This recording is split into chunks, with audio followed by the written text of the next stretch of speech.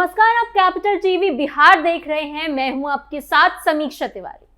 निशांत कुमार की सियासी पारी शुरू होने के साथ ही उन्हें दायित्व सौंपने पर पॉलिटिकल सर्कल से लेकर चौक चौराहे तक पर चर्चा है। निशांत ने 8 मार्च को जदयू की सदस्यता ली।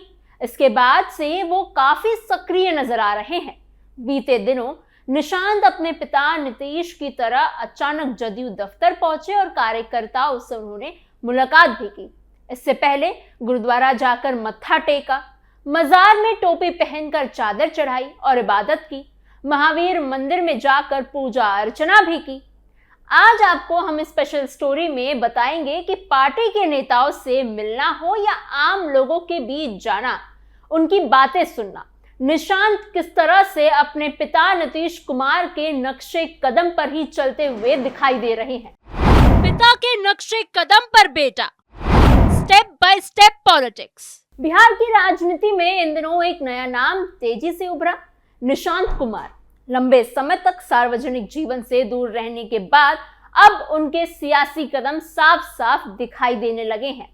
जिस तरह से वो अपने राजनीतिक सफर की शुरुआत कर रहे हैं, उससे ध्यान से देखा जाए तो ये समझना मुश्किल नहीं है कि ये रास्ता अचानक नहीं चुना गया, बल्कि इसके पीछे एक सोच, एक रणनीति और एक पुराना राजनीतिक अनुभव भी जुड़ा हुआ है। खास बात यह है कि उनके हर कदम में कहीं ना कहीं उनके पिता नीतीश कुमार की छवि झलकती जरूर है। यही वजह है कि लोग अब समझने की कोशिश कर रहे हैं कि क्या ये सिर्फ शुरुआत है या आने वाले समय में बिहार की राजनीति में एक बड़ा बदलाव देखने को मिल सकता है। निशांत कुमार के पहले बड़े कदम की बात करें तो वो है यात्रा पर निकलने की तैयारी। राजनीति में अपनी पहचान बनाने के लिए जनता के बीच जाना सबसे जरूरी माना जाता है और निशांत ने भी इसी रास्ते को चुना है। खबरें हैं कि वो पूरे बिहार का दौरा करेंगे और आम लोगों से सीधे मिलेंगे, उनकी समस्याएं सुनेंगे और उन्हें समझने की कोशिश करेंगे। ये सिर्फ एक औपचारिक यात्रा नहीं होगी, बल्कि एक ऐसा प्रयास होगा जिसमें वो खुद को जनता के बीच स्थापित करना चाहेंगे। इस यात्रा की शुरुआत पश्चिम चंपारण से होने की संभावना जताई जा रही है। ये वही जगह है जहां से महात्मा गांधी ने अपने आंदोलन की शुरुआत की थी और इसी वजह से ये इलाका हमेशा से राजनीतिक रूप में खास रहा है। जब कोई नेता अपनी यात्रा की शुरुआत यहाँ से करता है तो उसका एक अलग संदेश जाता है कि वो जनता के बीच जाकर बदलाव की बात करना चाहता है। अगर इस कदम को नीतीश कुमार के पुराने अंदाज से जोड़कर देखा जाए तो तस्वीर और ज्यादा साफ हो जाती है। नीतीश कुमार भी अपने राजनीतिक जीवन में यात्राओं के जरिए ही जनता के बीच पहुंचा करते थे। 2005 में जब वो विपक्ष पे थे तब उन्होंने न्याय यात्रा निकाली थी। उस समय बिहार में लालू प्रसाद यादव का शासन था और नीतीश कुमार ने उसी दौर राज्य की स्थिति को लेकर सवाल उठाए थे। उन्होंने कानून व्यवस्था, विकास और सामाजिक न्याय जैसे मुद्दों को लेकर लोगों के बीच माहौल बनाया था। उस यात्रा का असर यह हुआ कि जनता ने उन्हें सत्ता तक पहुंचा दिया। मुख्यमंत्री बनने के बाद भी उन्होंने यात्राओं का सिलसिला नहीं छोड़ा और अब तक कई यात्राएं कर चुके हैं। अभी भी वो अपनी समृद्धि यात्रा में लगे हुए हैं। ऐसे में जब निशांत कुमार भी उसी रास्ते पर चलते दिखते हैं तो ये साफ होता है कि वो भी जनता के बीच जाकर अपनी पहचान बनाना चाहते हैं। दूसरा बड़ा पहलू है उनका अपने पैतृक गांव कल्याण बिगहा से जुड़ाव। राजनीति में भावनात्मक जुड़ाव बहुत मायने रखता है और निशांत इसे समझ चुके हैं। जदयू में शामिल होने के बाद वो अपने गांव पहुंचे थे और वहां के लोगों से मिले और गांव के विकास और वहां के माहौल को करीब से देखा और समझने की कोशिश की। उन्होंने वहां इंडोर शूटिंग रेंज में जाकर युवा खिलाड़ियों से मुलाकात की और उनका हौसला बढ़ाया। ये सिर्फ एक सामान्य मुलाकात नहीं थी, बल्कि ये दिखाने की कोशिश थी कि ये वो युवाओं के साथ खड़े हैं, उनके सपनों को समझते हैं। इसके बाद उन्होंने अपने परिवार के बुजुर्गों की प्रतिमाओं पर माल्यार्पण किया, यानी माला चढ़ाया, जो ये दर्शाता है कि वो अपनी जड़ों को नहीं भूलना चाहते हैं। यहाँ भी अगर नीतीश कुमार की बात करें तो उनका अपने गांव से गहरा लगाव हमेशा से रहा है। वो समय समय पर कल्याण बिगहा जाते रहे हैं और वहां के लोगों से जुड़े रहे हैं। मुख्यमंत्री बनने के बाद उन्होंने इस गांव के विकास पर खास ध्यान दिया था और वहां बुनियादी सुविधाओं को बेहतर बनाया गया। सड़क, बिजली और अन्य सुविधाओं में सुधार किया गया, जिससे कि गांव की तस्वीर बिल्कुल बदल गई। निशांत कुमार का अपने गांव जाना और वहां सक्रिय दिखना इस बात का संकेत है कि वो भी उसी परंपरा को आगे बढ़ाना चाहते हैं, जहां नेता सिर्फ शहरों तक सीमित ना रहे बल्कि गांवों से भी जुड़ाव रखे। तीसरा अहम कदम है पार्टी के अंदर अपनी पकड़ को मजबूत करने की कोशिश। जदयू में शामिल होने के बाद से निशांत अचानक पार्टी कार्यालय पहुंच जाते हैं और वहां नेताओं और कार्यकर्ताओं से मुलाकात करते हैं। ये कदम बहुत छोटा लग सकता है, लेकिन राजनीति में इसका एक बड़ा महत्व होता है। किसी भी पार्टी की असली ताकत उसके कार्यकर्ता ही होते हैं और जब कोई नया नेता सीधे उनके बीच जाकर उनसे बात करने की कोशिश करता है, उन्हें समझने की कोशिश करता है, तो उससे एक भरोसा बन जाता है। निशांत ने भी यही करने की कोशिश की। उन्हें कार्यकर्ताओं से संगठन को मजबूत बनाने की बात की और उन्हें यह भरोसा दिलाया कि वो मिलकर पार्टी को आगे बढ़ाएंगे। नीतीश कुमार का यही अंदाज रहा था।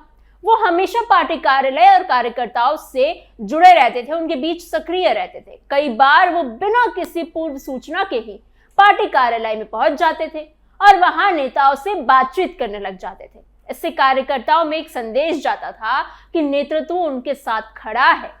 निशांत का यह कदम भी उसी सोच को आगे बढ़ाता हुआ नजर आता है, जहां संगठन को मजबूत बनाने में सबसे जरूरी माना जाता है। सॉफ्ट लॉन्च या बड़ा प्लान, इफ्तार से सियासी कनेक्शन। चौथा पहलू है सीनियर नेताओं से मिलना और उनका मार्गदर्शन लेना।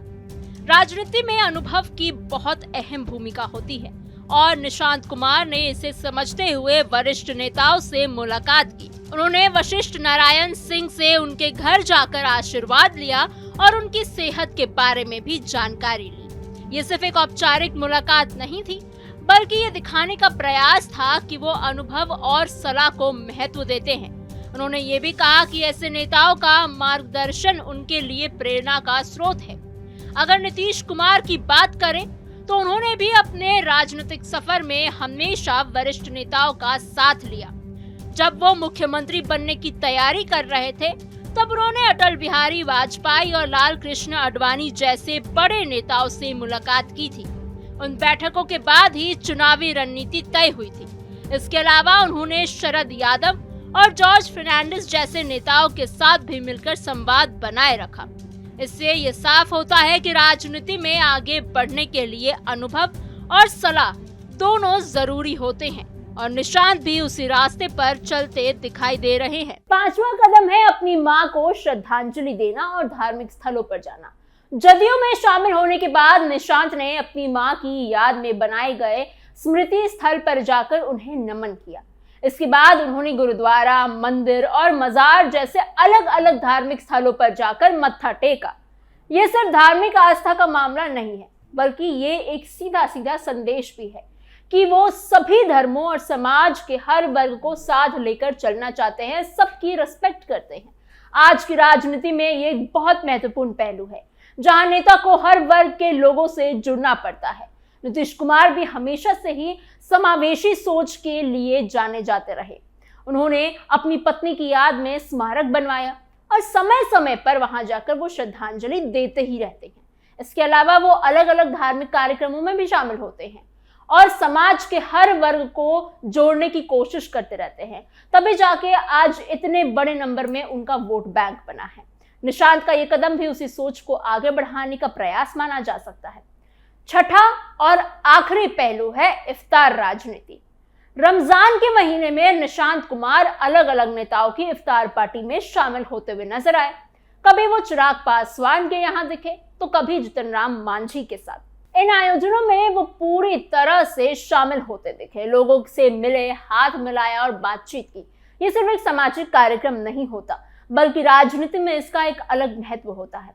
ऐसे आयोजनों के जरिए नेता अलग अलग समुदाय से जुड़ने की कोशिश करते हैं और एक सकारात्मक संदेश देने की कोशिश करते हैं। नीतीश कुमार भी कई सालों से इफ्तार पार्टियों का आयोजन करते रहे हैं और खुद भी इसमें शामिल होते रहे हैं।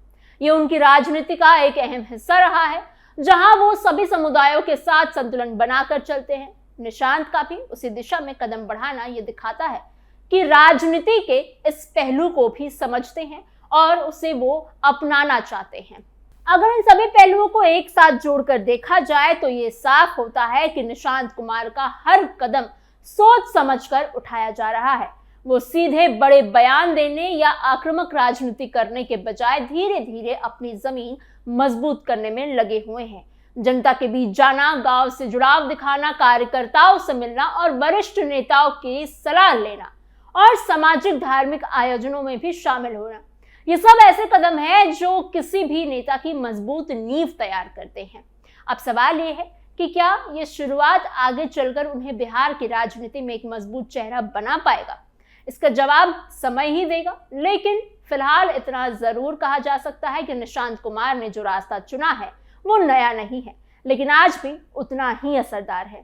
ये वही रास्ता है जिसने कभी नीतीश कुमार को सत्ता तक पहुंचाया था। अगर निशांत उसी रास्ते पर ईमानदारी और लगातार मेहनत के साथ चलते हैं तो आने वाले समय में बिहार की राजनीति में उनकी भूमिका जरूर बड़ी हो सकती है।